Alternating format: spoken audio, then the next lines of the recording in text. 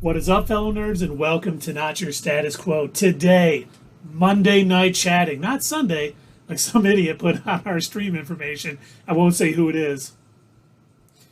But we're talking She-Hulk, we're talking Rings of Power, we're talking House of the Dragon. We've got updated news on some MCU properties, but first, Dave and Doug, how you doing? And Dave, before you answer, I might want to let you know that a Truman Capote was redeemed. So I have the Truman Capote. Well, today was a good day, you see, because I got up and I made some money. I feel I'm grand today. Doug, how are you? I'm going to try and move this along. Oh, well, I would actually like to hear more from you, Truman, so I can go ahead and throw it back to you real quick if you'd like to expand more on your day. I think for the next 5 minutes, we can just hear from Dave. I think he should give us the utmost detail of every single thing that happened to him today. You don't understand, guys. You don't get it. I can redeem stuff too, and I got a whole lot of points built up. You guys are in trouble. So, what I did today was I got up and I took a shower, and then I got in my car and I drove around for like 5 hours. And then I came home like 5 minutes before we came to do this. I don't know why. I don't know why I threw a lisp in that last one. He spoke the lisp sometimes. Okay, Dave. Well, how was your day, Doug? How are you doing? Well, Dave, Keith, let me tell you, my day was a Monday. That's right. Today is indeed Monday, as Keith pointed out. And, you know what? I had a case of the Mondays, don't you know? Nobody under the age of 30 will get that joke anymore. Well, if I would... Well, it was on WandaVision, remember? So they might think it's a WandaVision thing. Yeah, a case of the Mondays. And not an Office Space thing. Mm-hmm. Fair point. But overall, how are you? Whenever we're not discussing, obviously the fact that Mephisto is going to appear. Obviously, that secondary, line of Case of the Mondays that appeared in WandaVision, that's... Mephisto! And since Mephisto was in it. We are 100% correct all the time. Mephisto has been confirmed in She-Hulk. That's true. Just going by the name of Jake. That's right. We're already... Wow, we're already being reeled in, already. We haven't even gotten through our introductions, and Dave has not only reeled us in, but cast us back out into the sea from whence it came. Who's reeling us in? Dave. Truman. Hey, stop that. But, yeah. Fellas, I am doing pretty okay, even though it is a Monday. So, Keith, sir, how are you? I am tremendous. Had Right. a follow-up eye appointment. Everything's going great. Just all good stuff today. I didn't have to work a full day. That's always a positive. Andor's coming out in 2 days. See, that's what you're saying. You had a follow-up eye appointment? I did. They were like, we can give you some new glasses. We can give you some prescription readers, or you can keep going and getting your $2. I'm like, I'm good. I've got like 30 pairs around the house. I don't need prescription readers. I didn't know that those existed. Yep. Yeah, I'm supposed to get some too. They make them especially for your exact, like a regular pair of glasses, but they're readers. Huh. All right. Did not know that. With readers, it's always like 1.5 or 2 times higher. With the prescription, it's exact. Ooh, fancy. But it seems like it changes so much. Because I went from a 1.5. So fancy. Everyone says so. See, and I was going to sing Manic Monday for Doug. But I didn't want the Bengals coming after us. Sounds so close to at us with Absolutely. A monetary claim. Absolutely. Oh, crap. She's on the game. That was Mighty Mage. Thanks, Mighty Mage. Indeed it was. Well, after a strenuous activity like introducing ourselves and talking about how we're racing towards the inevitable total body breakdown feeling like it's Monday and eyes not working and speaking like Truman Capote over and over until we lose our voice. I feel like we could have just used a drink. Yes, indeed. That helped me a lot. Right, sirs? That was good. I believe I have 30 seconds. Sure, why not? What would you? What should we talk about first? Let's today? talk about Wonder Woman. Did I freeze? Oh, Dave. No, I think Dave has been kind of breaking up here and there. Yeah. Oh, good. You didn't hear all that. My time is up. Ah. I just said we. Well, in between robot voice, I think what he's saying is that we should talk about Wonder Woman 1984. I don't think we should, because we only got 2 hours tonight. But even though I didn't talk about you guys, I think we. Hear me? Yeah, we can Oh, hear we you. can hear you. It's your just breaking internet. up. Your internet keeps kind of shutting down. Yeah. Oh, it's not my internet. It's yours. That's funny. Me and Doug are both good, and then you're the one. No, you're not. Well, I'm not to you, but I'm okay to Doug. I don't know if you're okay overall. Well, I'm not okay. Dave, none of us are okay. None of us are okay, and I'll tell you why. Do you remember the magical year of December 2020 when a wonderful movie entered all of our brains, through our eye holes, and we were promised that it would indeed be the most wondrous movie set in the 80s ever? Do you remember that movie? I do. I do. Yeah, it's permanently scarred into my brain tissue as well. Now, it's funny that Well, let Dave me brings say it up, this. Go ahead. though. I was just going to say, because Doug shared an article earlier, and I had known about the Rogue Squadron movie that she was supposed to direct has been removed from Disney's schedule. But what I didn't know is it sounds like her involvement in Wonder Woman 3 might be in a little jeopardy. That's what it looks like. If you would have told me that after the first movie, I probably would have been a little upset. After Wonder Woman 84, I'm like, okay, It's okay. I'm okay with that, yeah. I'm Like, okay with it that. sounds right. Yeah.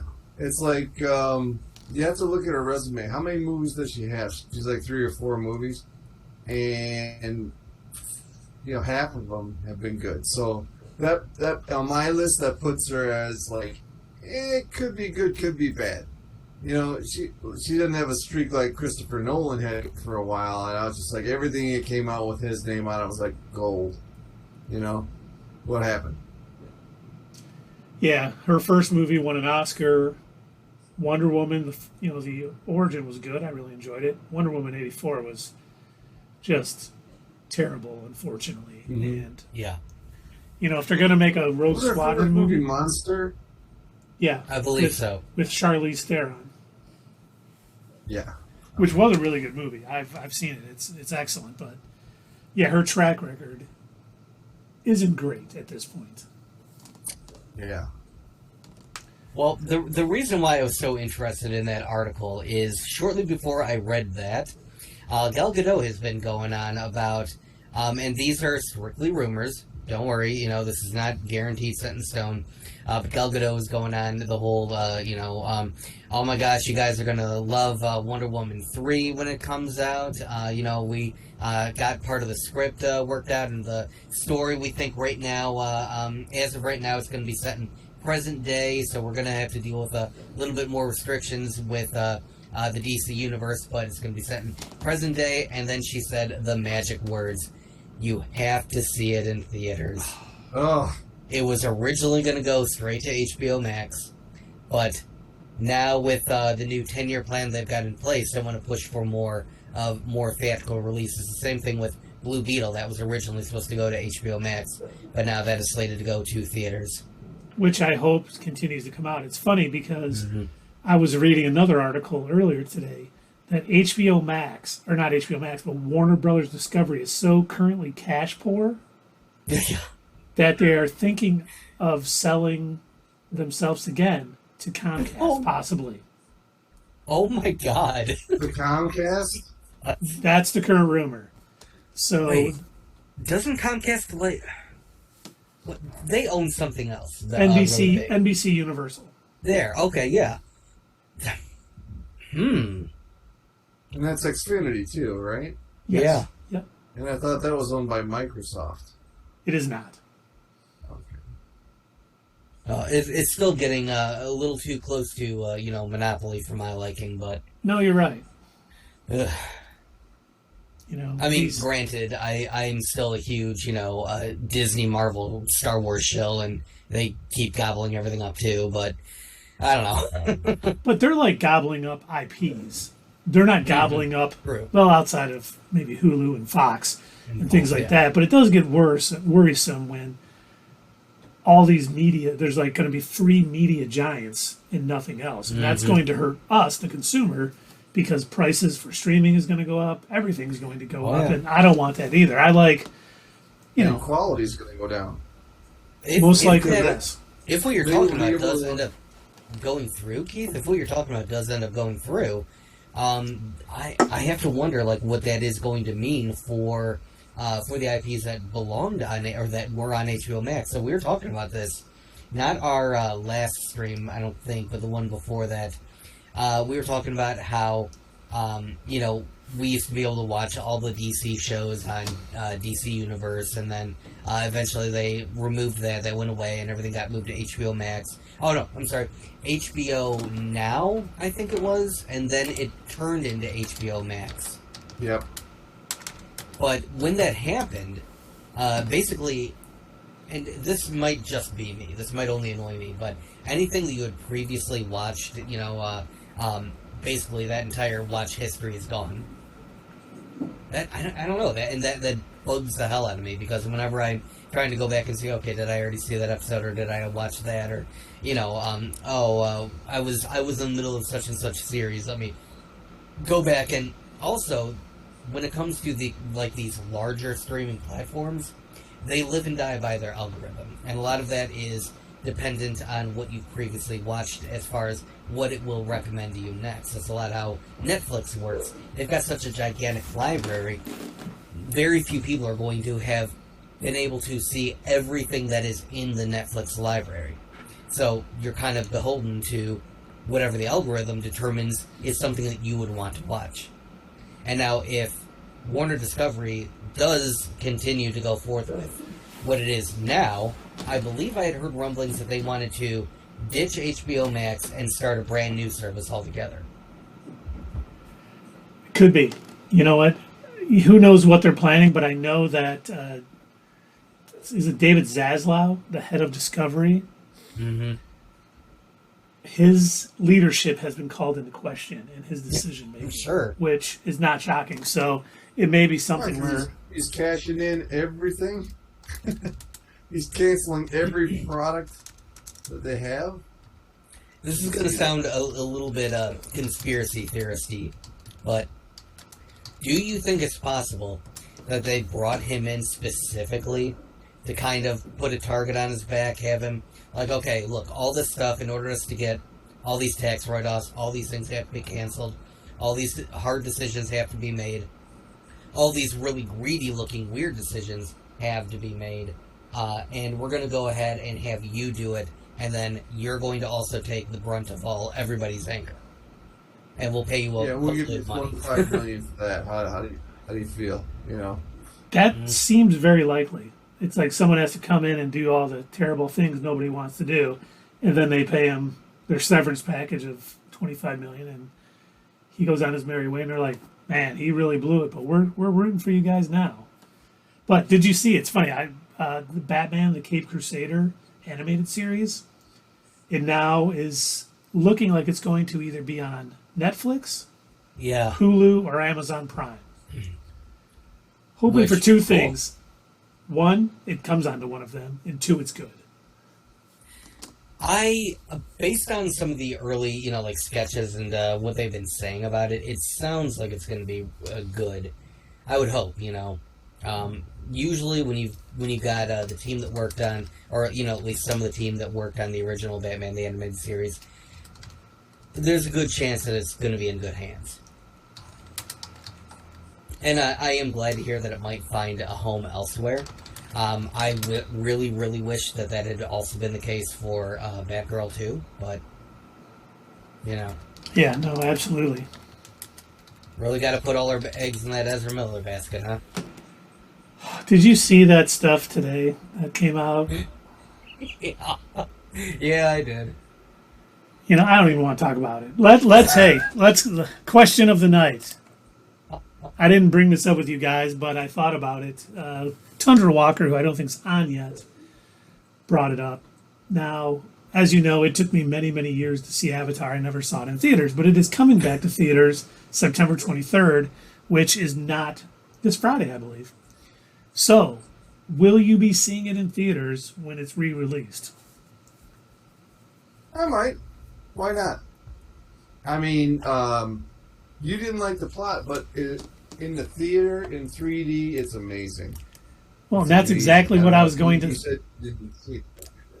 That's exactly what I was going to say. Everyone who saw it basically said it's worth seeing it because of the 3D.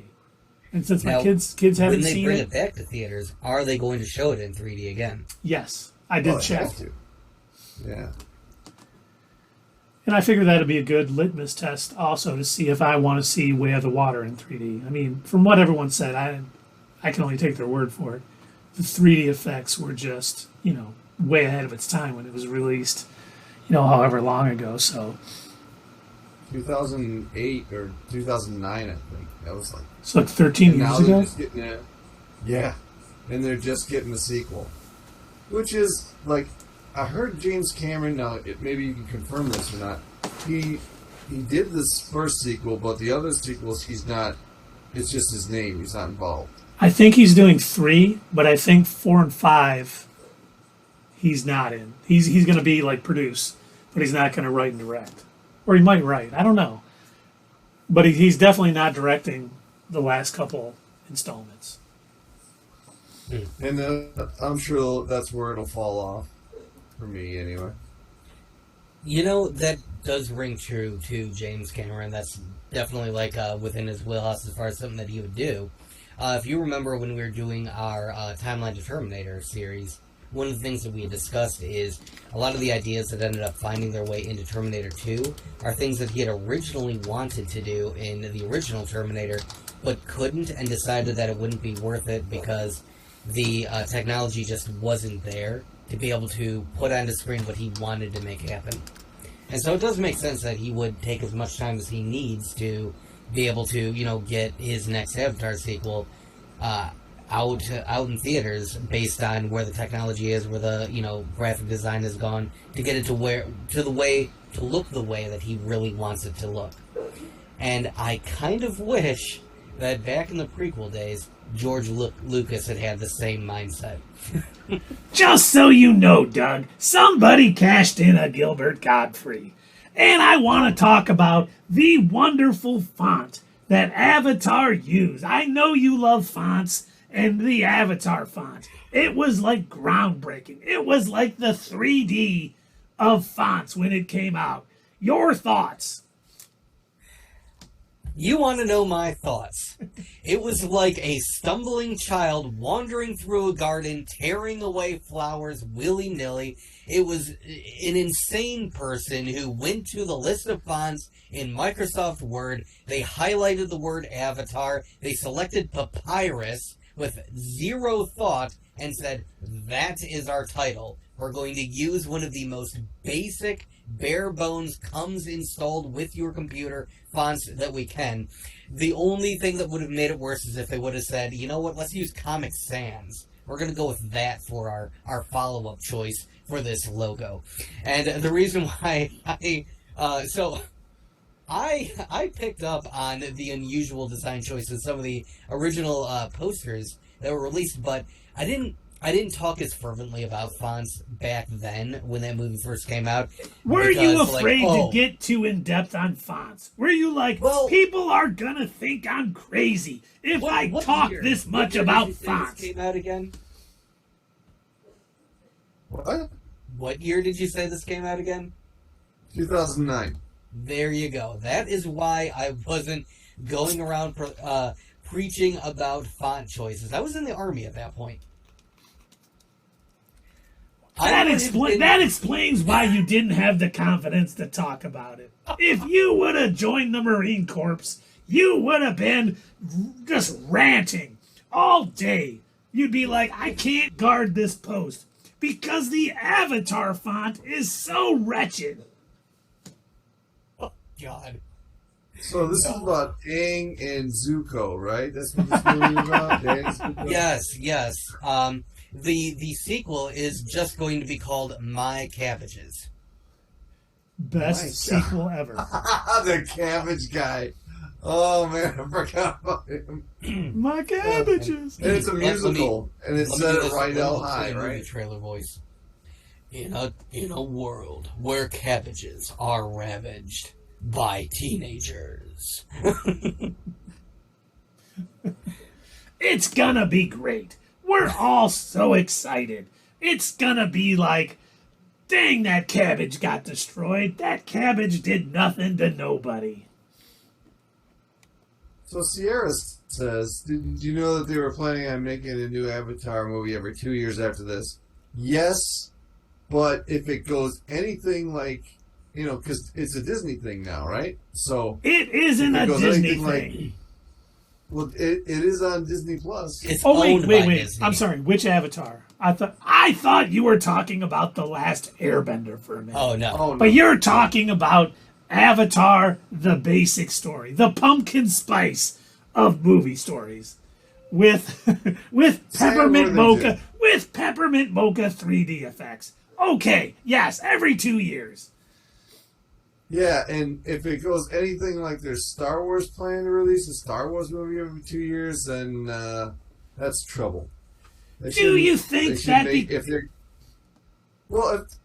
if they're gonna do that, they might as well have all those movies written out right now so they could fix it in between, instead of coming up with something like at the last second, like a maybe J.J. Abrams type of thing. Well, that's what I was going to say. The fact that James Cameron has full creative control, I think, might help this as opposed to Star Wars, where they're like, we're doing a trilogy, but come in and do whatever the hell you want. We don't care if you follow the last movie or anything else. Do anything.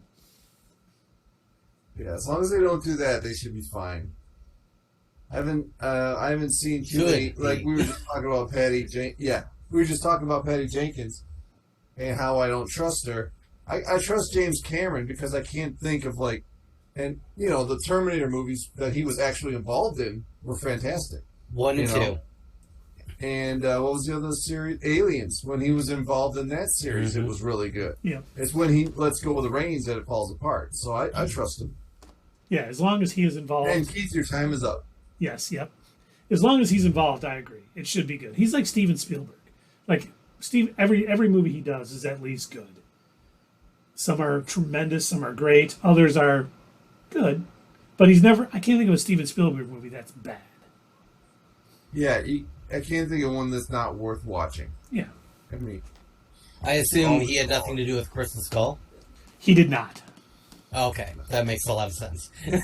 He might have been a producer just because he was part of the others, but he didn't do anything else with it.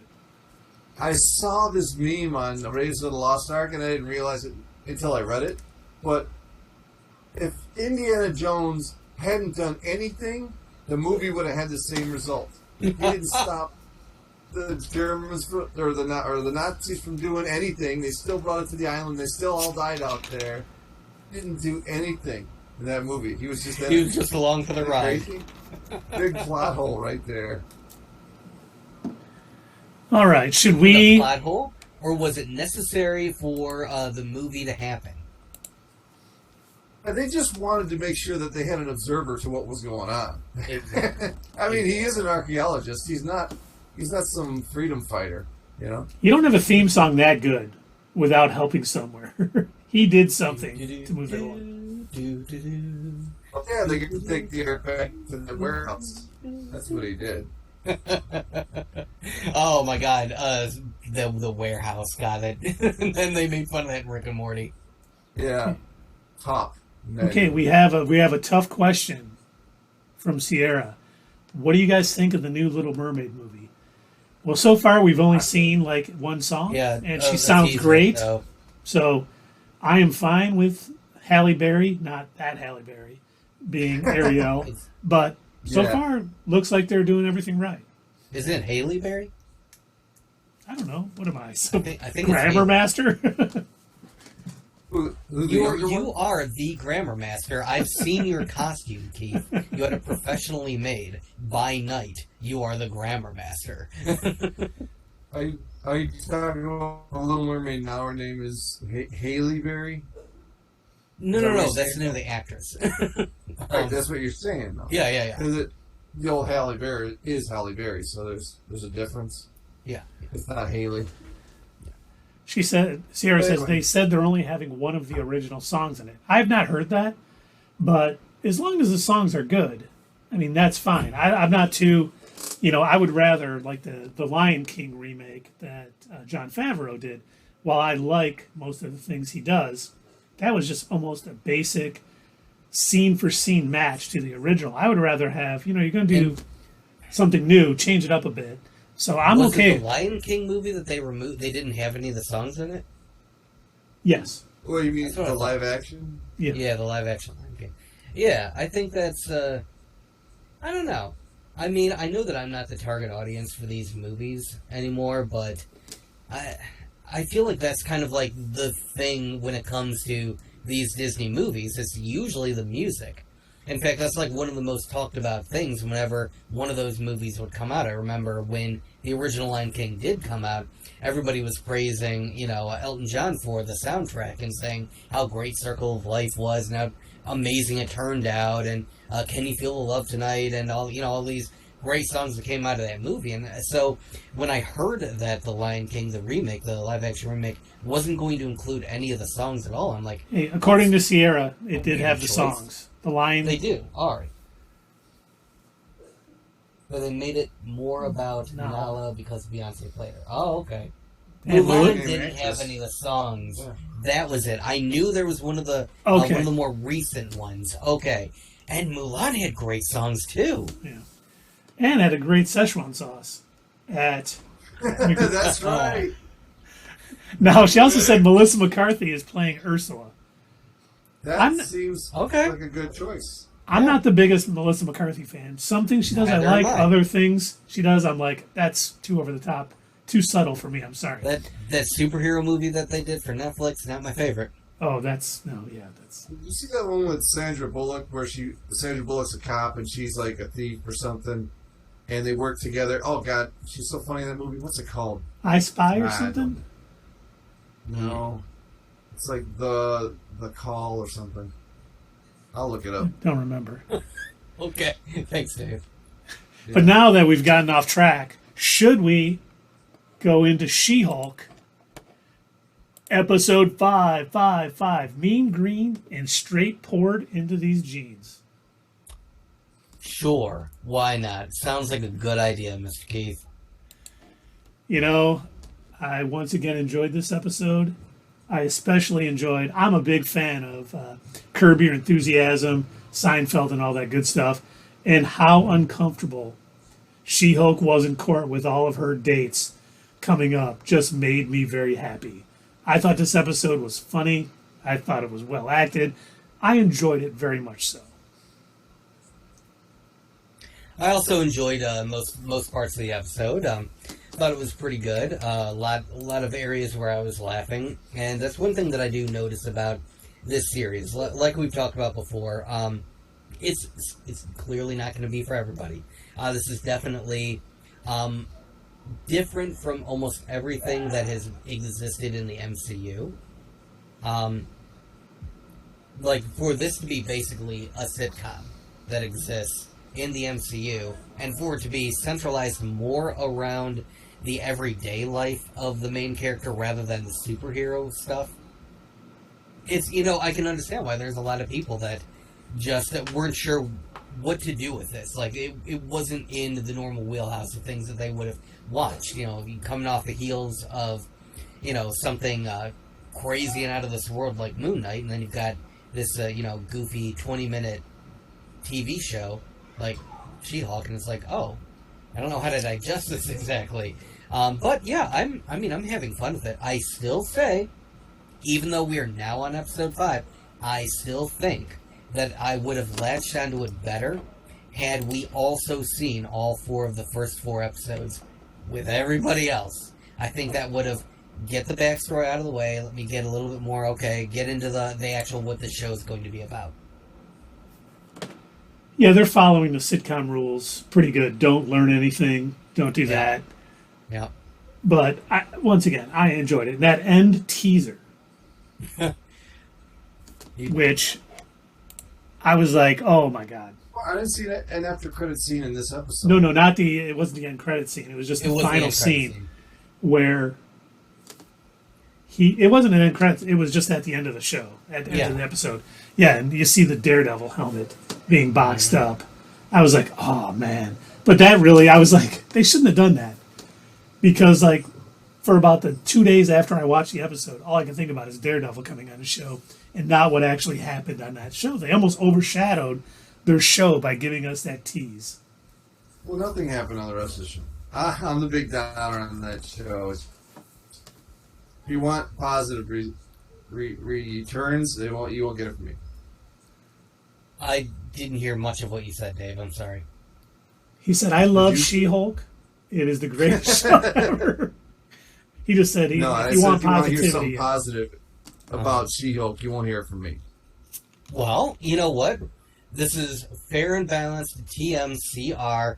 That is our new, we're getting rid of What's Up, Fellow Nerds. That's our new slogan, Fair and Balanced. So, in the arena of fair and balanced, by all means, Dave. Well, and I would rather Dave be honest and say, hey, I don't enjoy it, I don't like it, because we all have different opinions. Yeah. Dave loved Morbius. We didn't like it. I love almost everything. You guys, Morbius. Dave gave it a 10 out of 10. He said he'd give it an 11 if he could. He said if the Doug scale allowed for an 11, that's what he would have rated it. Every time we go to a movie, whoever reaches the top, no matter how bad it is, they're going to love that movie. If we went and saw Tomb Raider again, and I gave it a 2, and Doug gave it a 2, and Keith gave it a 3, Keith automatically loves that movie. That's how it's working from now on. Okay, I like that idea. It's just so not memorable for me. I would not be watching the show if... Well, now, I can't say that, because I'm waiting for what Daredevil has to say. But if we were not reviewing this show, I would not watch it. It's just... You'd probably skip most of the episodes and then just watch the one with Daredevil? Yeah, because it's not like you're going to miss anything in between. I could see that. Yeah, it's very sitcom-y. Like, a lot of the stuff... Not everything that has happened previously matters for the next episode. So I could see that. I could see that there would probably be some people that would definitely do that. Where they're gonna they're gonna see, here's a rough, bullet point of like what's gonna be in the show. Yeah, don't care. Oh, Daredevil's gonna be in that one? Alright, I'll make sure I flip on Disney Plus for that one. It's not even like Seinfeld or Friends when you were back in the day. Obviously those didn't connect.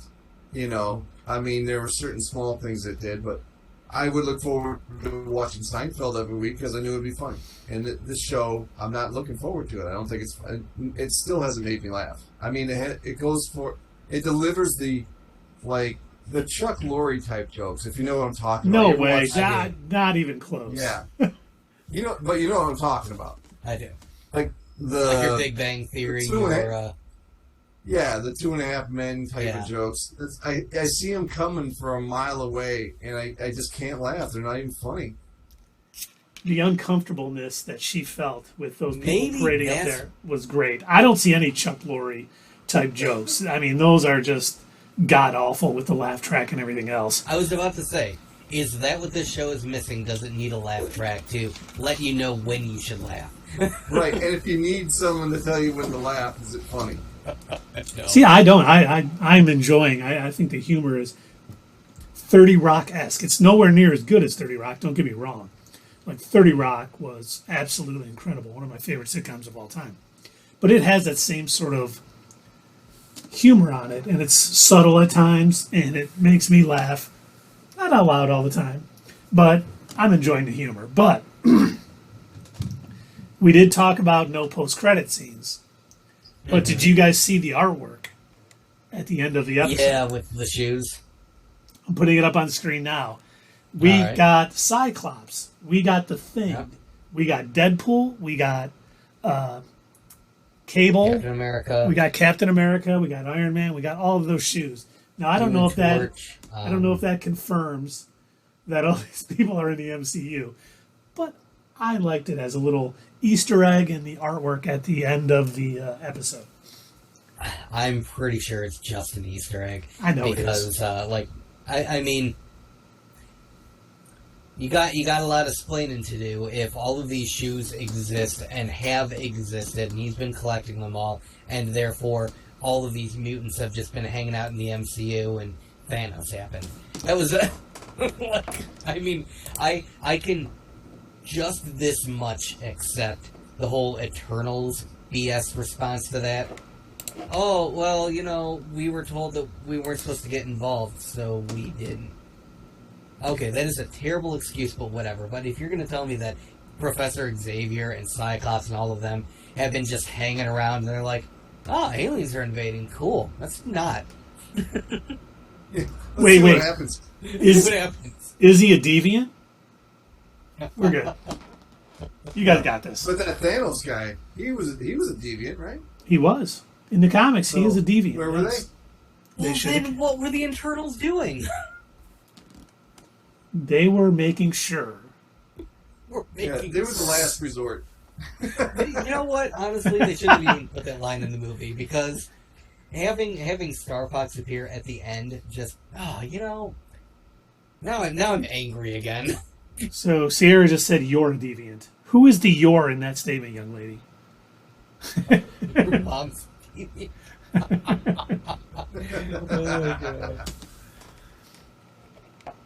But anything else on this episode of She-Hulk? Not for me. Like I said, I'm enjoying it, but it's not. It's funny because we can't come up with a bunch of what's next for it because it really is just kind of a sitcom. Yeah. She kind of shows Yeah. up, has a court case, some laughs, not for you, Dave, and then we move on. And the next Yeah. episode is just something new that really doesn't pertain to anything before or after. But I do think at some point, the scroll, yes, Doug, you're a deviant. That is true. I And think that their fourth wall breaks are not nearly as good as Deadpool's. Well, I don't disagree with that.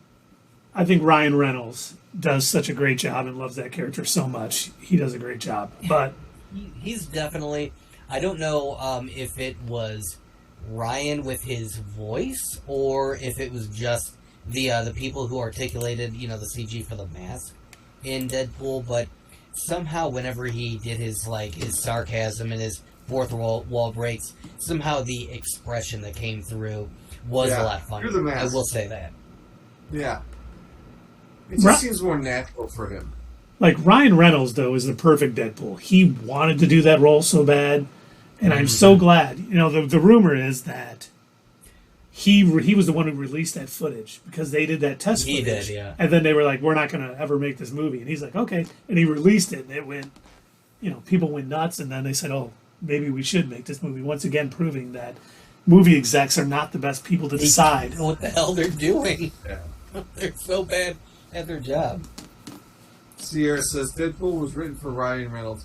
Well, figuratively, yeah. I mean, they had the character first, and in the comics, they said if he was ever in a movie that he should be played by Ryan Reynolds, but he wasn't created for him.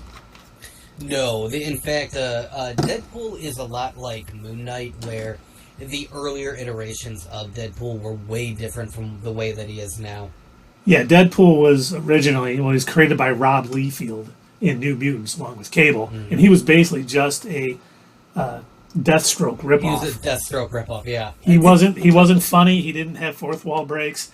Nope. His name was Wade Wilson as opposed to Slade Wilson. Yeah. So yeah, he was just a. And then I forget his name, but Deadpool comic. Yep. the Whoa, that turned your entire camera red. For that was I kind know, of weird. that was weird, man. Whoa, look at me. Wow. But yeah, the when he first appeared in New Mutants, he was not the same character, and he's much better off for that change. Yeah. But That has the same effect on. Oh, hey. Kind of weird. Wow. that is a cool action figure you got there, Douglas. This is a You should leave comic. that up because it gives that. Is that a comic? That's a comic. I picked it up from the comic book store because it looks that is the variant cover. Yeah, that looks like a figure case. That's awesome. That's funny that a variant is picking up a variant cover. Well, he's not a variant. He's a scroll. He's a But he's a shape-shifting. scroll. He's a variant of a scroll. I'm a variant of a wow. Okay, gents, what should we talk next? Should we talk Rings of Power, House of the Dragon? Should we talk about some of the news, MCU news we got this week? Well, that one guy wanted to talk some Rings of Power. If he's still on, let's get it going. Okay, let's go talk Rings of Power. Am Barry Stone. I the only one who is caught up on the Rings of Power? Yep. Yep. But I want to hear what's going on. Well, in this episode, Galadriel is still trapped on Numenor. No, I don't know, Keith. Oh, well, she's trapped on an island of humans, and the Chancellor is having this vision of a wave kind of wiping out the island. We find out her travel companion, who wound up on the boat with them, is actually probably a king in the Southlands, and Sauron's armies are starting to invade. And actually, I don't want to go into too much of how that, but the orcs are basically digging underground and coming to these human towns and then taking them over. And the one elf kind of found this out, and he got captured. And we see that the leader of the orcs is not Sauron, as we all thought, but he's like this sort of scarred elf that we don't know much about. So very mysterious. But we see one of the most Tolkien things, I think. And I think it was in last episode, not this episode, but we didn't really talk about it. Oh, last week. the meme that I kept seeing going around about the crying elf. Yes, the elf was crying when he had to cut down a tree.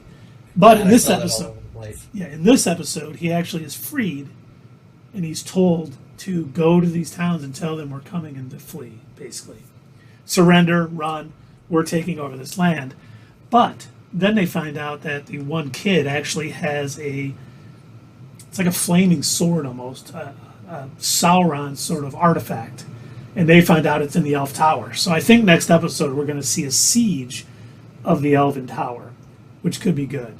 But I mean, Is it like a Feige? it's like Kevin Feige, yes. But the funny thing is, this was, in my opinion, one of the worst episodes we've gotten. It wasn't bad, don't get me wrong. But it was very slow-paced on this island with them talking, and we find out, there's this library on the other side, and it just, very slow-paced even for me. But it's building up to something, and I think the next episode, or at least the next couple episodes, are going to be a lot more action-oriented. And I think we're going to see some of these storylines come together with where Galadriel... Absolutely. You have to just throw an absolutely in there. But I think some of the storylines... Absolutely. I think some of these storylines are going to come together. So I'm pretty excited about where this is going. But this was one of the ones where it was like an hour and 8-minute episode. And there was times I was like, it was late at night, my kids were in bed, and I'm just like, I'm falling asleep. I need to pause this and get up and shadow box. It was still good, don't get me wrong, but I thought it could have done a little more. But the elf came back, and he's letting them know, hey, they're coming. What should we do? And Galadriel is basically, after being shown that this island has this artifact and is showing that this island is probably going to be overwhelmed by Sauron's forces at some point. And Galadriel is saying, you, even though you guys have distanced yourself from the elves, and it's kind of very politically oriented how the United States is right now.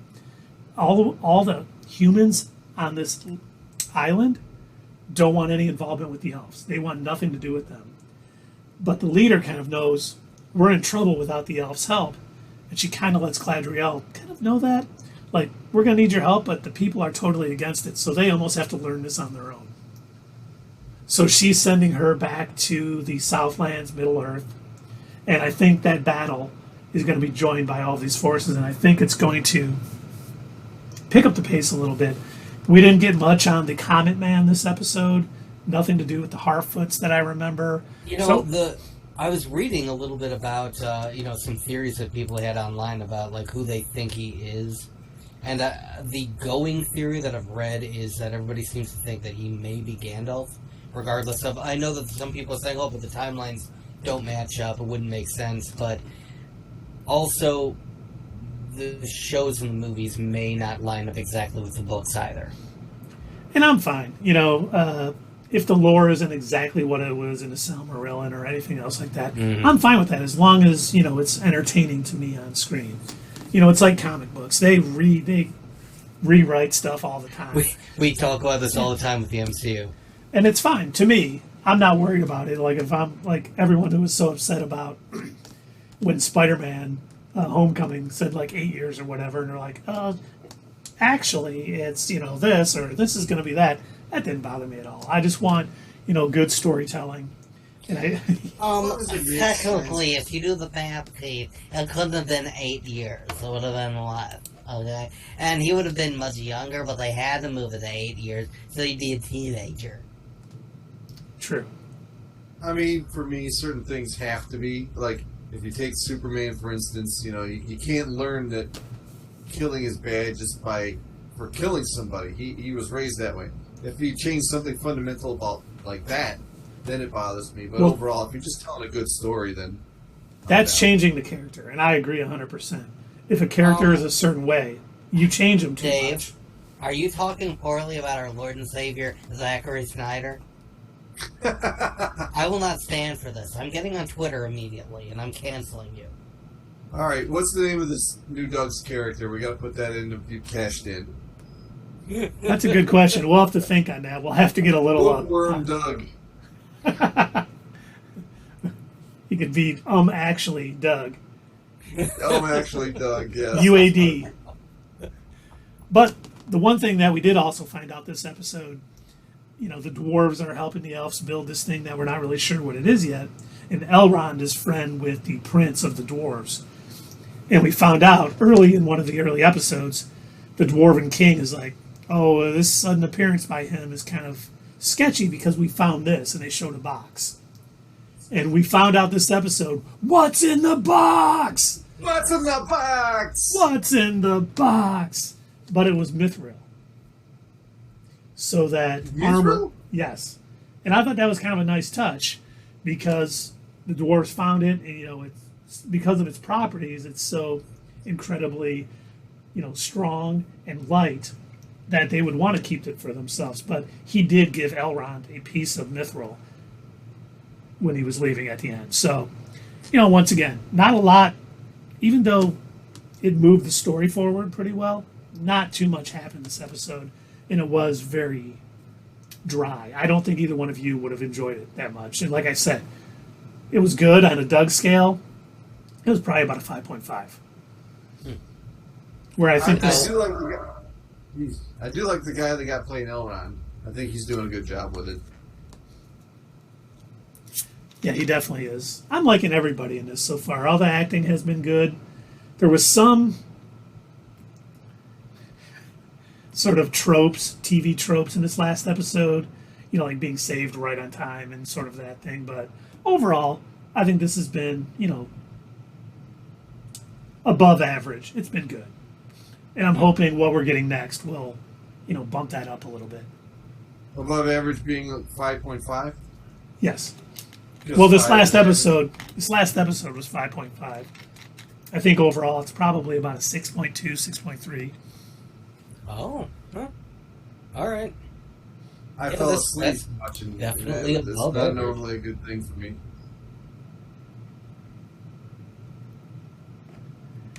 Well, now, between the two, Keith, between mithril and unobtainium, which would be the stronger of the two materials? Well, based on a unique name alone, I would say Mithril. Yeah, mithril. Unobtainium. You can't get this anywhere. How do we obtain it? You can't. What? I mean, I what? love. Did they just throw that as a joke in the writer's room and it stuck or something? That's just ridiculous. Either that, or it was like, you know, those pitch meeting videos that they do on YouTube. Yeah. He was like, yeah, and then we've got in here in the notes, we've just got a placeholder. We're calling it unobtainium for now. Okay, don't remember to change that before you write the final script. Definitely will not forget to change that. At the first table reading, they're like, they have the unobtainium. Hey, we were supposed to change that. It's too late now. Just go with it. And it's too late. You already know your lines. And you want to say adamantium? No. Unobtainium. Maybe they'll rename it now that it's a Disney movie. That would be funny if they did. They were like, you know, that's not our word for it. We don't call it unobtainium. It's hop. You're like, oh, okay, good. Oh, okay, that tracks. But should we move on to what is fast becoming my favorite show right now? House of the Dragon. Go for it. Like Sierra wants to talk about it. Well, Yes, I see 4 exclamation marks. Wow. ooh, this episode that came out last night, best episode of the series so far. And the only thing that I'm worried about is they're doing a major time jump after this episode. So the actress who plays the princess, the heir to the Targaryen throne, is going to be older after this. It's going to be a different actress. And the lady, Alicent, who plays the queen, is also going to be a different actress. But man, this episode just hit on every cylinder. Where Rings of Power, you know, is like a 6.3 overall. This House of the Dragon has been climbing every episode too. Where now it's probably like an 8.9, close to 8.9, close to a 9. It was the actor I'd never liked in anything else until now, Matt Smith as Prince Daemon, is freaking incredible. Oh my god, the stuff he does in this episode is just, you're like, oh, what a dick. Oh my god. He is just a terrible human being, and Matt Smith plays him so good. And yes, he is definitely a beast man. But it started, you know, one of the complaints I think early on for this in the series for me is there was no Littlefinger or a character like Littlefinger. There's no one kind of manipulating things behind the scenes as well as he did.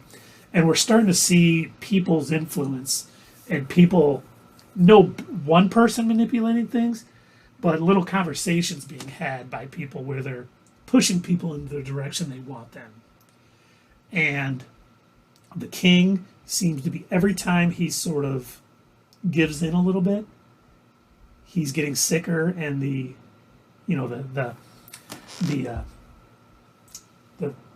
what he sits in, why can't I think of what that's called? The Iron Throne? Yeah, the Iron Throne seems to be taking a toll on him even worse. And I mean, Well, it's probably lead poisoning. yes, Alicent's dad could be seen as a Peter Baelish. That is very true. Just not as good as Peter Baelish, but he knows enough of what's going on and has enough. Like Otto Hightower, he was the Hand of the King. That's Alicent's dad. And he basically got this information in this one episode. And the way he approached the king with it, the king ended up removing him as the Hand. And if it was Peter Baelish, he would have gotten the king to do exactly what he wanted. So, yes, you're right, Sierra. He did plan for her to be the queen as soon as the queen died. He basically made his daughter go start talking to the king every night and becoming friends with him because he knew that that's what he needed right then. And you're right. They had a kid, so the son should be the heir to the throne, but he's already named his daughter the heir of the throne. So it's supposed to be, the eldest born son. And so there's definitely a battle coming out. And that is the one thing that Hightower told his daughter at the beginning of this episode. He was like, there's a war coming. This is not going to go smoothly. And you are either going to have to make sure your son is ready to be king, or you better hope for mercy from, the princess at this point. Yes. I guess this is the day after the show, so I should probably not be giving as many spoilers. But well, after watching us, you got another spoilers coming. I mean, I was gonna say, did you see that they're in development for a Jon Snow show? I did, and that'll be interesting. That'll be interesting to see where that goes, since that will obviously be taking place post, Game of Thrones show. When they asked Kit Harington, what he felt about getting his own solo show, his response was, "I don't want it." You know nothing. That must be from Game of Thrones, which I've never watched.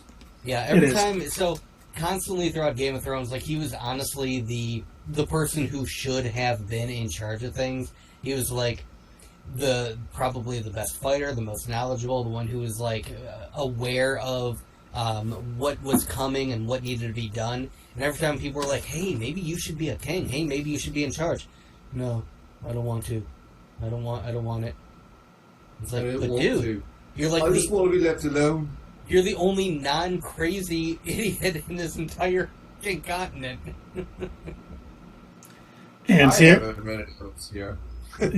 there is a rumor that Daemon will be the princess's second husband, and I do think that is part of Fire and Blood, what this is based off of. There's also, I know what happens to the princess in the books, and if they pull that off in the show, I don't know if it'll be season 1, but man, it's going to be pretty nuts. I mean, they have done a really. She run off with the circus? She does not. Would you like to know, Dave? Yeah, I'd love to know. Tell me. Her stepbrother, Aegon II, has his dragon eater. Yeah, that sounds like a Targaryen thing to do. Yes. So Eugene, your mucus. They are definitely they're building this up the right way, and I'm really enjoying, how half brother. I'm sorry, not stepbrother, because same dad, different moms. So yeah, it's going to be interesting where this. Yes, it is absolutely going to happen. I agree. It's been great. Absolutely. Yes, absolutely. Oh, that's absolutely nice call, Sierra. I hope you're drinking with us, Sierra. So you two mentioned that you were revealing spoilers. Without context, I have no idea what the two of you are really talking about, or what anyone is really. I've been seeing posts and pictures on Facebook, on Twitter. I don't know. I gather that there are thrones and dragons and probably some sort of games are afoot, but Doug, what if I told you? Spoiled. What if I told you? What if I told you there was almost a wedding in this episode? How do you think that went? Well, it depends on what color the wedding was that you're talking about. I didn't hear what you said, Doug. You guys are both talking. I said it depends on the color of the wedding, I suppose. Well, let's just say they didn't even get to... Well, they got to the wedding eventually. But I'm going to spoil it if you guys are okay with it, because I thought it was rather interesting. So I'll eventually, like I said, I'll eventually watch the whole season when I can binge a bunch of episodes in one go. The princess was going to marry the son of a noble house, one of the last, the Valerians, I believe.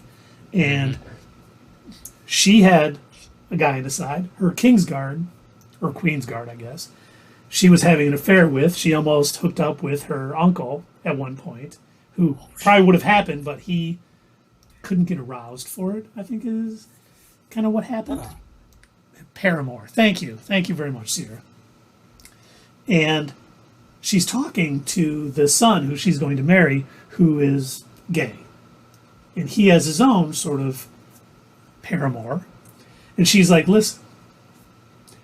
She goes, some people prefer duck, some people prefer goose. It's all everyone's taste. And she basically said yes, and also her cousin. But it's Game of Thrones, so you got that. And she basically said, listen, we get married, we do this for the realm, we strengthen our house, both our houses, we do what we need to do. You be with your man, I'll be with my man, no one needs to know. And he was like, perfect. But unfortunately, they made the soon-to-be king, or I guess the soon-to-be prince marrying the princess, made a fatal mistake. The King's Guard, who the princess was kind of hooking up with and wanted to be with, he figured it out. So he went over to him and was talking to him and basically said, hey, we know your secret. We know you're the one that she wants to really be with, so you keep our secret and we'll keep your secret.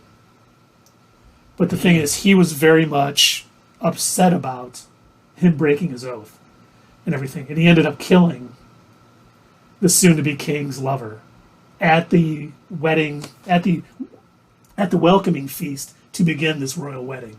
He ends up killing him right there. And like Alicent Hightower came in, and because her dad was sort of relieved of his duty, because he came and was telling the king about his daughter and his brother hooking up in a brothel, he ended up being removed. And she comes in this green dress, which is the Hightower call to arms color, basically signifying that shit's about to go down. She's not necessarily supporting her husband, the king. And I was worried. I'm like, oh, a wedding. They better not just redo the red wedding again. And they didn't. Why they did the things was so fucking lost. This is hilarious. I know. But then at the end, you see the queen. Like, the king ends up making them get married right there after the end of this feast where the guy was killed. There's blood on the floor. And he basically makes, the Grand Maester marry them sort of right there, just to get it over with. And he ends up collapsing at the end because he's been sick and not getting better. Every time he gives in to his brother or his daughter, he seems to get worse. He ends up falling over. But then at the end of the episode, the King's Guard, who ended up killing that kid, he's about to kill himself in front of the Godswood. And the queen sort of comes, and that's where it ends.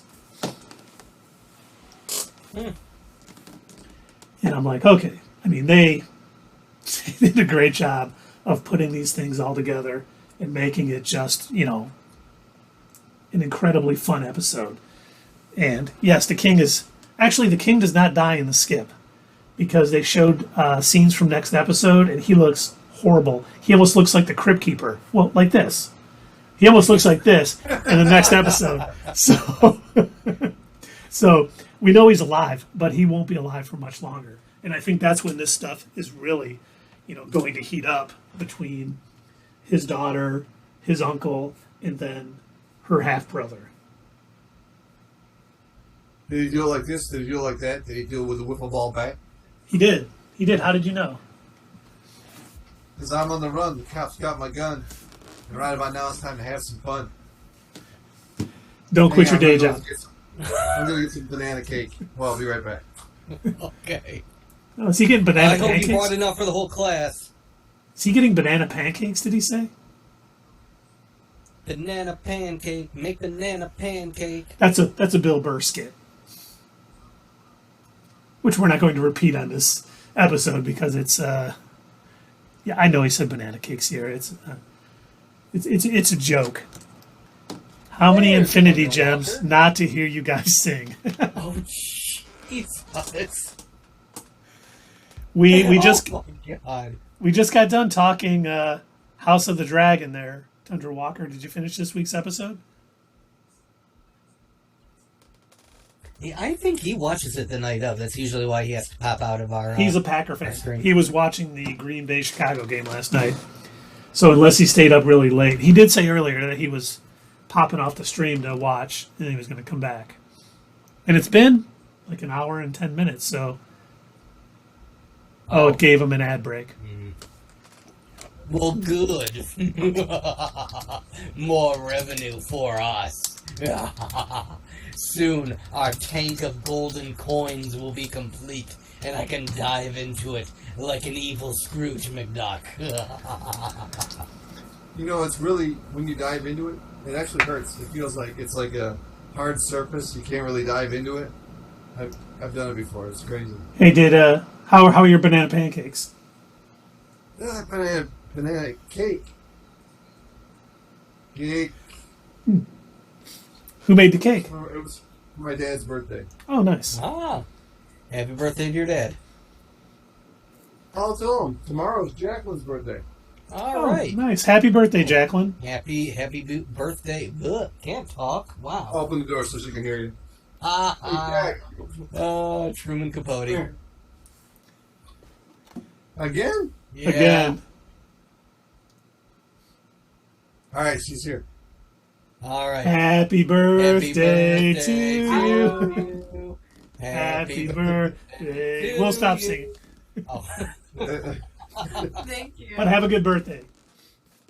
Thank you. I'll try. Do or do All right, not. There is great. no try. You're live. You're live on TV. I'm a lot. Look at me. Hey guys. 22. Is Oh, Nia nice. Here? Stuck Yes, in yes, the it is perpetual maybe. motion. She said happy birthday to you. Yeah. Now you need to go listen to When You're 22 by the Flaming Lips tomorrow. Yeah. Who? The Flaming Lips. You ever heard of them? There's a song called When You're 22. You need to listen to it tomorrow. I'm gonna go listen to it. Excellent. Don't listen to it. Well, let's do it. Do it. You know it's right if they're saying stuck in the perpetual motion. You know Let that us know- song, You don't use jelly. No. Oh, that's the Flaming Lips. You don't use jellies. You don't use cheese. No. She uses Vaseline. Oh, I know that part. Yeah. Yeah. Yeah, that's the Flaming Lips. That's the band, but it's a different song. Yeah, I'm gonna go look it up. Excellent. Right Let me know on. what you think. And the Yeah, Eagles right. just went up 14-0. So On. The Vikings. they went all up on the Vikings. Man, that's ruthless. That means if the Eagles beat the Vikings, everyone will be at 1-1 in the NFC North. Yeah, the Bears I will be don't the know worst what of them. any of those words mean. That sounds ruthless. Well, it is straight out of Compton. They killed it. But, Tundra Walker, did you see House of the Dragon this week? What'd you think? If the ads are over. Were there houses? Were there dragons? Were the dragons inside the houses? If so, how did they get in there? Dragons are so big. Was They're there a house on the ginormous. back of a dragon? Oh, wait, I'm sorry. I should be Truman Capote right now. Was there a house on the back of the dragon? You know, you're not too far off. I did see a couple of behind the scenes videos of this last episode, and I love them showing how they made the boat that was in the scene. Unless I'm confusing it with Rings of Power. I could be confusing the two. Yeah, But might all I be. know is there was a behind the scenes thing I was watching. I think it was House of the Dragon. They showed this boat and it had like this big house almost built on the deck. I think And that was they were Rings of showing Power. that they had put this giant blue screen surrounding the entire thing and painted the sides of the ships a shade of blue. And I thought that was such a cool idea in order to, be able to put in the water and the scenery and everything. Well, Tundra Walker says he feels like they're dragging the story out. Well, I think it all came to a head this episode a little bit because after this episode, we are getting a time jump. If you did see the scenes from next week, King not doing as well. They're new actresses for Alicent and the Princess, and I think it is only going to keep escalating from here. But I really enjoyed this episode. I thought, Now, when you say it came to a head, did anybody lose their head? well, they didn't lose it, but it got pummeled pretty. Oh, all right. They are giving it the full Bendis. They want to get 10 episodes out of this first season. But I'm enjoying it. I don't I mean, mind. it's cool that they didn't do the, start the story in the middle and then jump back thing. They're doing this in chronological order, Yeah. Some people, like Morty on Rick and Morty, like, the sequential storytelling. They don't like the 10 to 3 weeks earlier thing. If that's done well, like in the Suicide Squad, with the little time jump. That was pretty I good. like That that. was well done. I But- thought so too. This is they are taking their time to let the story present itself. They're not rushing through it, and I appreciate that myself. Some people think it's a little too slow, but I do think the final 5 episodes are going to be pretty fast paced and hopefully as good as the first 5 or better.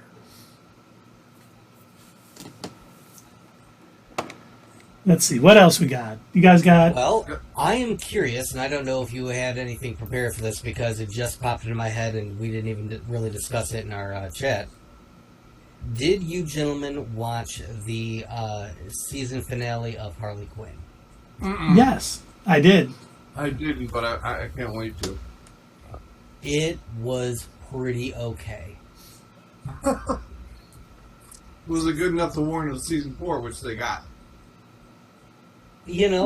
So I would actually I would be fine even if they didn't. I'm going to be completely honest. The way that they ended this season, they tied up any potential loose ends. They kind of transitioned it into what I think they fully completed pretty much everyone's story arc to the point where I'm not entirely sure where they could take it in another season. I know that I heard both of you say that they were going to bring another season, that it already, it had been renewed, but I don't know what they're going to do with it. You're Because right. As much as this the next ninth episode felt like a season finale to me, this seemed like a series finale. It did. That's how it came off to me. Maybe they weren't planning on it, and so they got with everything going on over there at Warner With Brothers. the Warner dumpster fire, that could be. Who knows? They probably Maybe they saw, thought they like, the weren't writing getting on the renewed, walls. yeah. And then they were like, let's do something unexpected. We're going to renew this show. And they were like, oh, well, it's too late to change that. Oh shit! No, when I say that, like, literally everybody, like, completed their story arc, I mean literally. I don't know who's left. Even Bane resolved his, I don't He really did. care about the pasta maker anymore. That's I right. don't know. Everything seemed to work out for Bane in the end. He was okay. Yeah, Oh, Bane Walker likes the graphic. Very cool. Bane is now happy that, the pasta maker wasn't returned. He's okay with it. Clayface got his acting kudos, even though, hey, Billy Bob Thorne's a shapeshifter. King Shark killed another brother. And I killed another brother. I was like, oh my God. And him and Bruce are best friends. Thunder Walker, I'm only on season 1, episode 4. Oh man, wow, you are way behind. All right. Too late. We're already spoiling. Sorry. I won't spoil any more. We talked him into watching it. I hope you're enjoying it, Tundra Walker. And honestly, this shows, even if you know what's going to happen, Yeah. this show is still entertaining. If you made it past the first 2 episodes, then you're good. Because the show gets so much better after that. I remember Keith and I both said, when we first watched it, we're thinking, this is going to be terrible. That was like a horrible start to the series. I remember I only watched the first episode, and I said, nope, not watching it. Then you said, I watched a few more, and it gets better. So I gave it a second chance, and the pilot was really bad to me. Oh, But so then bad. it picked up after that and got me Yes. Yeah. got me into it. I think even Dave, when you said you watched it, didn't you say that, like, it was that type of Harley Quinn? You said it was, like, way too leaning Yeah, I too didn't like heavily into. Yeah. Yeah. Yeah, it was like it was just like the same way I didn't like Margot Robbie playing her. Mm-hmm. But I watched a few episodes like on your recommendation, and I dug the whole series. I still think Kaylee Cuoco, is that how you say it? Yeah. I still think she'd be a better on screen than Margot Robbie. Yeah, I don't know I about don't know. that. I think Margot Robbie is a more talented actress. You just don't like her interpretation of it. I don't know. I don't like her interpretation of Harley Quinn at all. Harls, as we call her. Charles. I liked I'd say out of all the appearances of Harley Quinn on screen, I think her most recent appearance in the Suicide Squad is probably the closest to the original iteration of the character that we've gotten. Somebody who, deep down, like, because she wanted to be a therapist and she wants to help people out, deep down a part of her does always want to do the right thing, even in her twisted, insane mind, where she thinks Like she she has did on to murder a dictator to make the good thing happen. But yeah, I mean, she did it she even teamed up with the Bat Family on the show. Yeah. You know? yeah, spoilers. Well, hey, Tundra Walker, the original iteration of Harley Quinn was from the animated series. Yeah, it came out She in the was- 90s. Yep, she was created for that, and then Yeah. went on from there. She became, Oh, by so the she way, was Tundra originally, Walker? she was lit, huh? I was going to say, by the way, Tundra Walker, the Packers last night. All right, that's enough. Go ahead. Yeah, so she was originally just supposed to be a one-off character. She was not supposed to continuously appear. She was going to be just another sidekick of the Joker. But fans loved her in the episode that she appeared in so much that Paul Dini and company, they're like, we got to bring her back. Because the person who was her voice actress, I think I mentioned this before, I don't remember her name, but she was, I think, on Days of Our Lives or something like that. She was a little bit older, I know that. And so that's why they didn't have any issue. Like, okay, we're going to bring her, have her voice this character. It's just going to be a one-off, no big deal. She ended up going on to voice the character for the entire run of the Batman, the animated series, followed by the reboot-ish Batman, The New Adventures of Batman, followed by her appearances in the Superman Batman animated hour, and then she also appeared in Justice League and Justice League Unlimited. Unlimited, yeah. Same voice actress all the way through. And now she's got her own comic book, you know. I mean, She's had a couple of different comic books, yeah. And Tundra Walker wants to know if we have the Bears Still Suck polka we can play. We do, but we're not going to play it. Dave has suffered enough as a Bears fan. Copyright. And oh my god. I don't even know why they put a game like that on prime time anymore. It's just embarrassing. It's terrible. Embarrassing. I mean, it's embarrassing. I mean, when they won the World Series, it was crazy, and then the next year they got the Stanley Cup. Those are Doug references. yeah, Sure. well, That's you know, Tundra Did they Walker, bowl a home run? they bowled Did a they home bowl run. a home run? Tundra- they bowled a home run. It was crazy.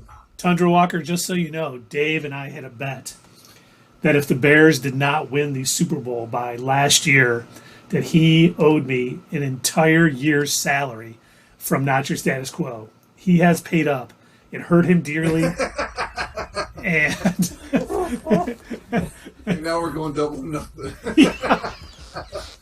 Wait, you guys get paid? no, that's why he paid No. me. It was nothing. He basically Well, this said, year we yeah, might you have a won the little bet. revenue. That's yeah. Well, this year we have had revenue Yeah. from shirt. Yeah, From, Keep my It's, portion, I guess. Keep. no, it was last year, so we're even.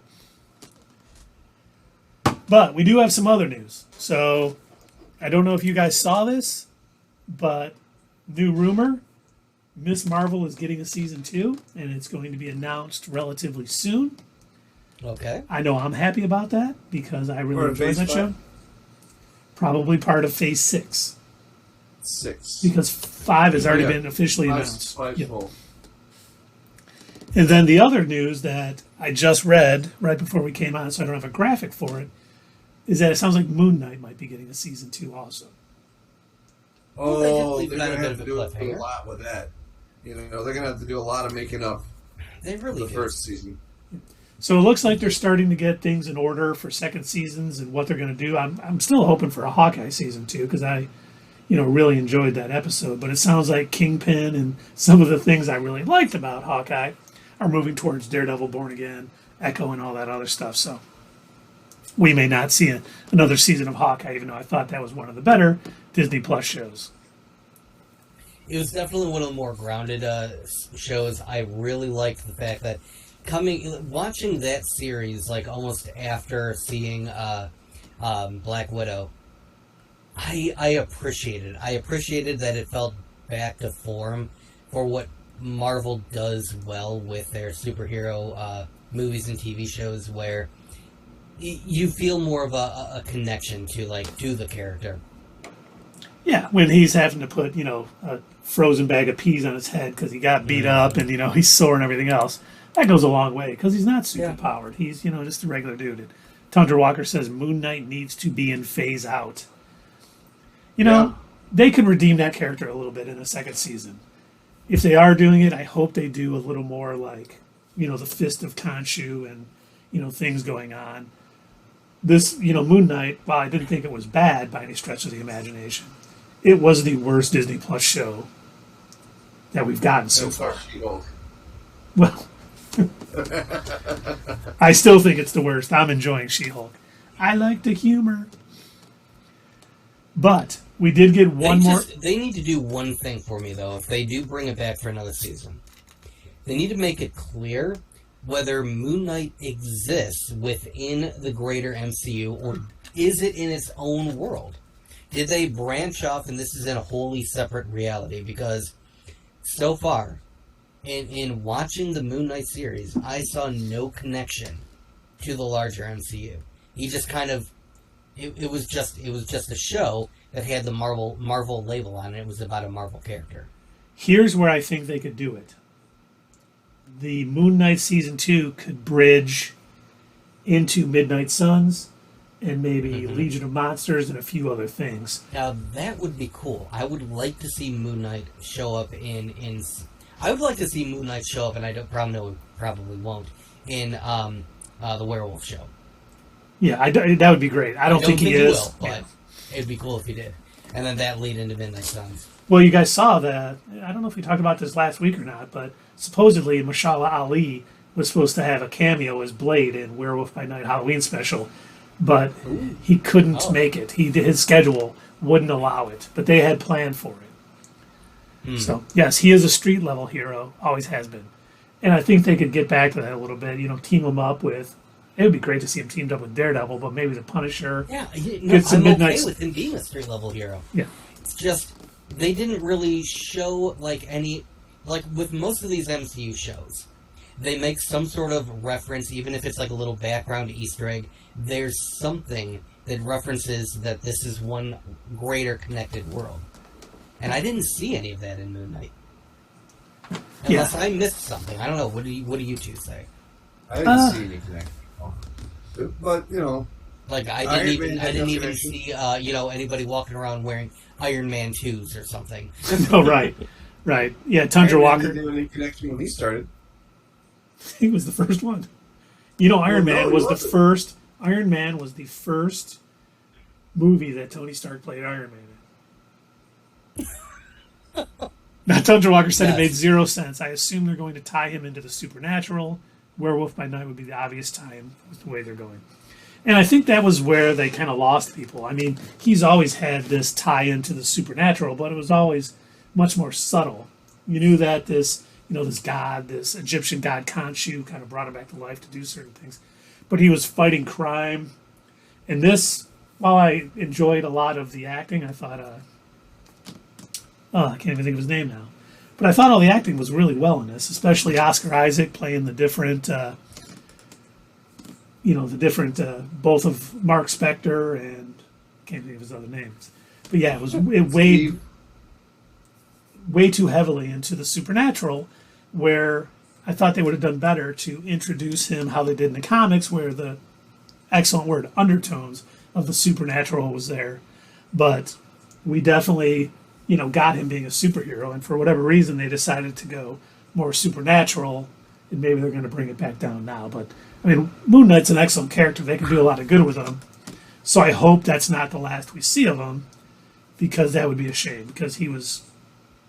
Yeah, I was excited for that character, too, and I just kind of let down by the series. But overall, I think there's a future for him. I'll be right back. Okay. So... Hopefully Miss Marvel's too. I know you thought it was inconsistent. I really enjoyed Miss Marvel. Moon Knight, hope it comes back to redeem that character a little bit, tie in a few other things. But we did get one more bit of news, and I'm going to wait till Dave gets back to say it, Right. because I'm excited for it. I will say this then, while we're waiting for Dave. I went back and I did rewatch a couple of episodes of Miss Marvel just because I was talking over it with our superfan Carrie, and we were arguing back and forth about the whole the costume thing and everything. And so I'm like, you know what? Maybe I'm being too hard on this. Let me go back. I'll rewatch it. I'll see, and I actually, I don't know. When it comes to Miss Marvel, I liked aspects of it. And there were a lot of things that were really dumb in the series after I rewatched it, and I definitely think it deserves a second watch with a more critical set of eyes, because there were a lot of things in there where I'm like, that was stupid. Come on, guys. Like, you can do better than this. It's a good character, and you had a lot of good things you could have done with it. And I think I was more excited about the fact that I love the version of the character that exists in the comics. And I love, what a huge nerd she is. And they showed that a little bit.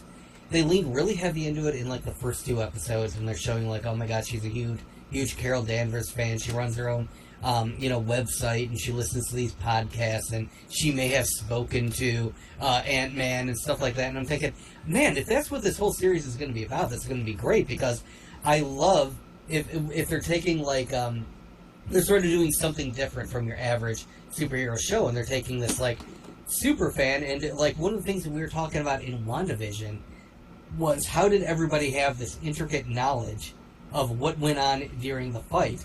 And it's okay, people like this exist. Now it makes a little bit more sense. But they kind of dropped that really quick to, lean more into this weird subplot of the Jinn who, couldn't just wait a day, man.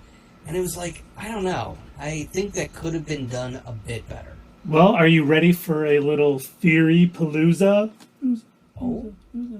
All right, yeah. I'm ready for a little theory palooza. I think the reason they did that, why they had the bangles kind of be the thing that kind of brought her. Did they have a Manic Monday? No, hold on. You got to let me pause the show. The reason the bangle was the thing that brought out her mutation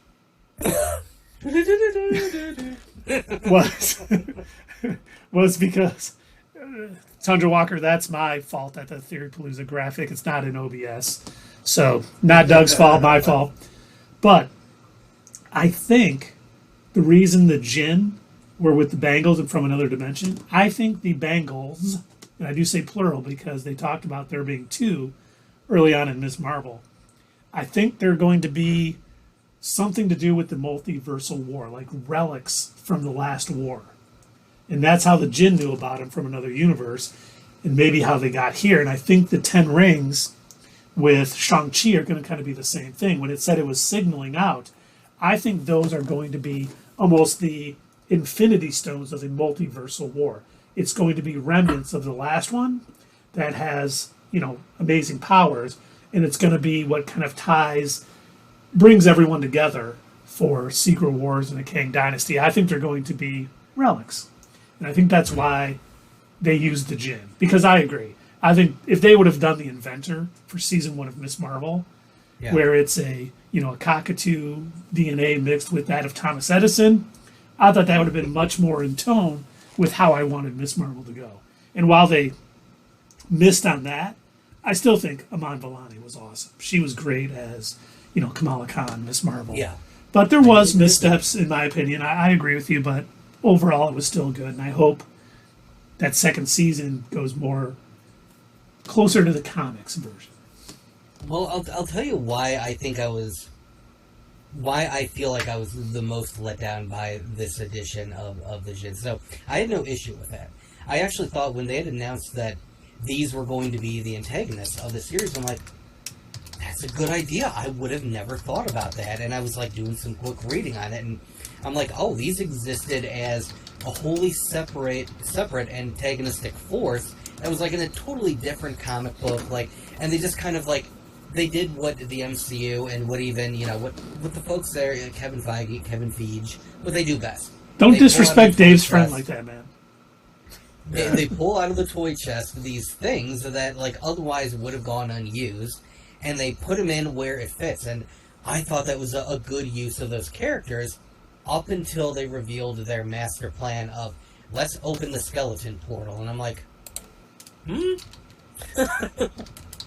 like, okay, not where I would have gone with that. Like, I really thought you were heading somewhere with this, like tying it into her background and into her religion and how, like, you know, she's Muslim. The jinn exist in ancient, like, you know, Arabian culture and everything. And I'm like, this is such a cool idea. And then they kind of are like, okay, we're bored with this now. Let's move on. And I'm like, huh? Why though? And I think happened. I think I reviewed it back then. It was just like you know, they went from being your best friend to let's find her and kill her like immediately. It was too quick. And I think the MCU is learning how to do a TV show as opposed to movies, because I think that's been almost an issue with the original Disney Plus shows, where like The Mandalorian got it, you know, just like that. That was so perfectly done. So, you know, hopefully we're getting there in a good place. But our final bit of news. Are you guys ready for this? No, I'm ready. I'm not ready. Okay, I'm ready now. Eugene Cordero has been bumped up to a series regular for Loki Season 2. You might remember him as the bumbling sort of TVA agent. I do. Oh, really? So And what I are you gonna actually- make him do? He's gonna be a Kang variant? Is he Maybe. gonna be a fairy? It's funny that this is the news. I hadn't heard that, but it was funny. I was going to bring up to you gentlemen, when we were done with our stream tonight. But I'll just tell you now. One of the things that I am putting together for our Twitch that we can put into OBS is a little clip that I had cut from the episode where Loki is trying to steal one of the Infinity Stones, and he has to explain to Loki, "Oh yeah, we've got tons of these." They're just And so I want to paperweights. do that so that way you can bring it up whenever somebody uses a bunch of Infinity Stones, that his little voice will play. It's coming here all the time. I can hook that up. I can hook that up with Lorian board. So, you know, and like Tundra Walker was talking about too, we can get a Theory Palooza sort of graphic, and I can use Lorian board. Hey, I got a theory. Theory Palooza. I should make kind of like a generic Theory Palooza logo, but every time we've done a Theory Palooza, I've made a different logo for it, depending on like what we were talking about. So if it was like a Mandalorian Theory Palooza, I gave it like I based the font on the Theory Palooza off of something that looked kind of Mandalorian-ish or something like that. And for the one that Dave did recently, several months ago, the MCU Phase 5, I made it look like the Marvel logo. Tundra Walker said, "Give it a Zack Snyder feel." So it's got to be black and white in a terrible aspect ratio. Yeah. And we're going to have all of our internet fans cyberbully everybody into making us release it. We're gonna come up with our own hashtag, like we did with release the Schumacher cut. Yeah. That took off after we said it. That is funny how it started showing up, and it's like, did we start that accidentally? Yeah, because I never heard of it before we said it, you know? Oh, Thunder Walker got another ad. You gotta Good. subscribe. Good. Watch all of the ads. Yes, Thunder Walker. Use your hatred. I just let them know, you don't want ads, guys. You can sub. Use your Amazon Prime account. Connect it to Twitch. Sub for free. We get a little scratch on the side. Twitch gets a little scratch on the side. You guys don't see ads anymore. It's win-win for everybody, quite honestly. Doug gets his drug money. He gets to This keep is the doing the work show. of gypsies. Doug, are you crushing up runts again and snorting them? No. And I mean runts like the candy, the fruit flavored candy, not little people. He's not squishing little people and snorting. Oh, God. And that you said is go canceled. That's not right. That is not right at all. And you're back. Oh, it is about time. God, we were talking about you. Yes, and don't forget Tundra Walker. You can sub to us with your Prime, no cost to you, and you won't see ads anymore. So that's huge. Huge. Huge. Huge. Huge. But I think that's all we got for tonight. We kind of went through all that rather quickly tonight. We will be back this Wednesday with another Let's Play. How is it no cost to me? Well, if you have Amazon Prime already, you connect Twitch to your Amazon account, and then when you hit sub, you can say use my Prime sub. You get one Prime sub a month, and then you're subscribed to us free to you with your Prime. That's how it works, sir. Hey, you didn't pay for that, Dave. Lock it up. Well, I didn't really do the full 5 minutes on the second time, so. Oh, that's true, yeah. But that's how it works. Oh, thanks, Tundra Walker. We appreciate that. We do get a little scratch out of that, and every little bit helps. But like I said, we'll be back Wednesday night for Let's Play Guardians of the Galaxy. I'm looking forward to that because that game is great. We'll be back on Sunday, as long as the Packers or Bears aren't a late game again. It doesn't matter. Not watching. I'm not watching. Dave is done. Just looking at the scores popping up on my phone, Jalen Hurts. And yes, Wednesday is Andor.